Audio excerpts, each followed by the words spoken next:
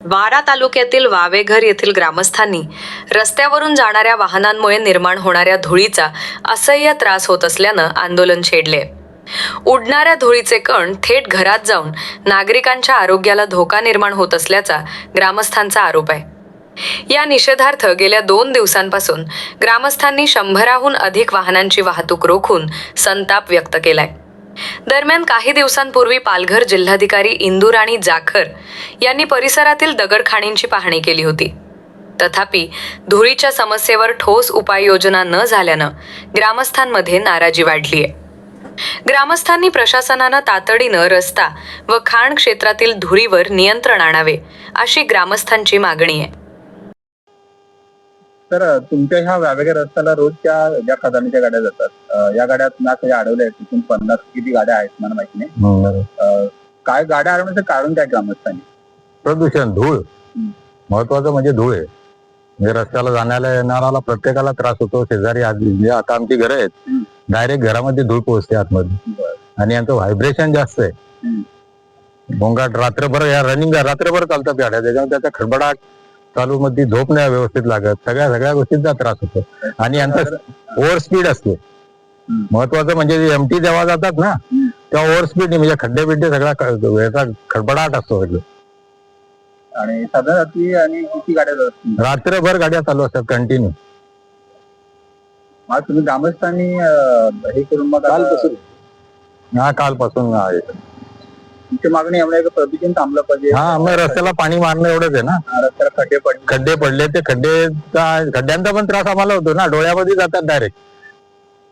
आता बाईकवर आपण गेलो तर डोळ्यात जाते, नाकातोंडात धूळ जाते आणि सगळ्यांना त्रास. म्हणजे शाळेची लहान मुलं जातात ना, आता रोडला आम्ही बघतोय आणि आमचा हा साईडला ठेवलेला खळ आहे, खळ्यावर भात आहे, त्या भाताचा पेंडा आहे, त्याच्यावर पण ती धूळ उडते. म्हणजे पुढे ते खराबच होणार ना. रस्त्याला चालणं होत नाही. शाळेच्या मुलांना त्रास होतोय. काका मला सांगा, या ठिकाणची रस्त्याची परिस्थिती काय? रोज काही खदानीच्या गाड्या जातात, आयवा जातात. रोज मध्ये काही ग्रामस्थांनी आंदोलन केलं होतं, त्यावेळेला त्यांना हे पण दिलं होतं, पत्र दिलं होतं की आम्ही रस्ता दुरुस्त करतो किंवा ज्या काय गाड्या जातात त्या ओव्हरलोड गाड्या जाऊन देणार नाही. पण प्रत्यक्ष हे झालं का? बंद झालं का? आश्वासन देऊन त्याचं काही पूर्तता झालीच नाही.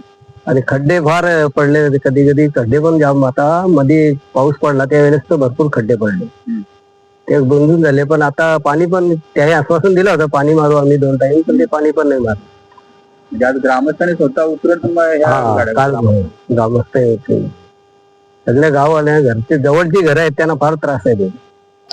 आमच्या मागणी एवढीच आहे की हा रोडचा डागडुकी व्यवस्थित व्हावा.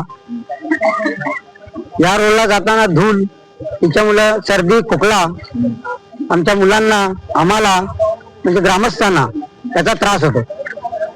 आणि हे जे गाडीवाले जातात हे फुल ओव्हरलोड घेऊन जातात.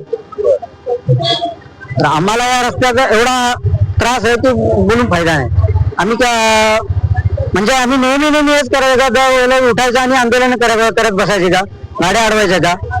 मी स्वतः बस चालवतो, मी स्वतः ड्रायव्हर आहे, पण मला माहिती आहे या रोडला जाताना काय त्रास होतो. प्रशासकीय अधिकारी दखल घेत नाही. कोणीच दखल घेत नाही, फक्त आश्वासन देतात. आश्वासन दिल्यानंतर काहीच नाही पुढे. मग आम्ही करायचं काय?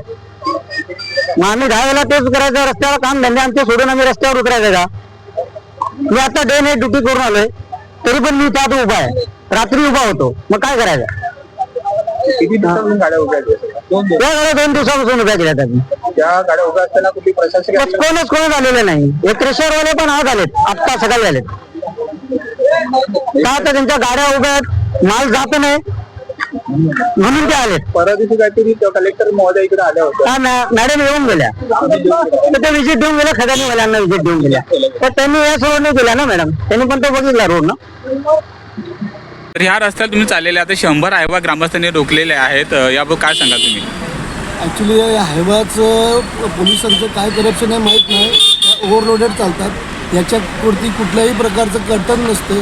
बाईकवाल्यांना याच्यामुळे त्रास होतो, त्याच्या खडी पडते, यामुळं एवढं प्रदूषण होतं. सगळं धुळीने साम्राज्य वाढलेलं आहे, सगळे रस्ते खराब झालेले आहेत आणि जीवाला जाणाऱ्यांच्या जीवांना फार धोका आहे. या ॲटोमॅटिक हायवा असल्याने हायवाचे ड्रायव्हर पण एवढे विचित्र चालवत आहेत, ज्याच्यामुळं नागरिकांना जीवाची बाजी लावून रोडवरती चालवायला लागते.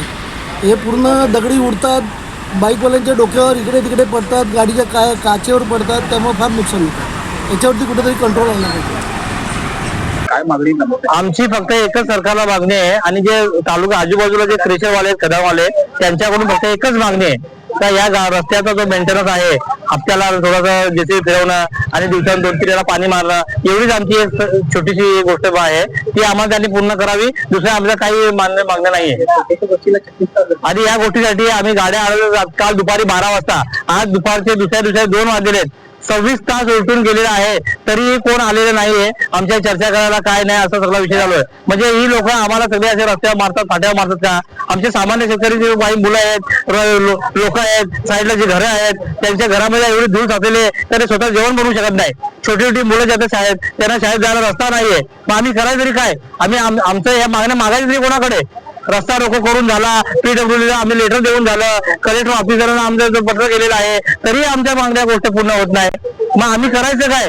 आम्ही गावाने जायचं तरी कोणाकडं? आम्ही अपेक्षेची भावना ठेवायची तरी कोणाकडं? Subscribe for more content.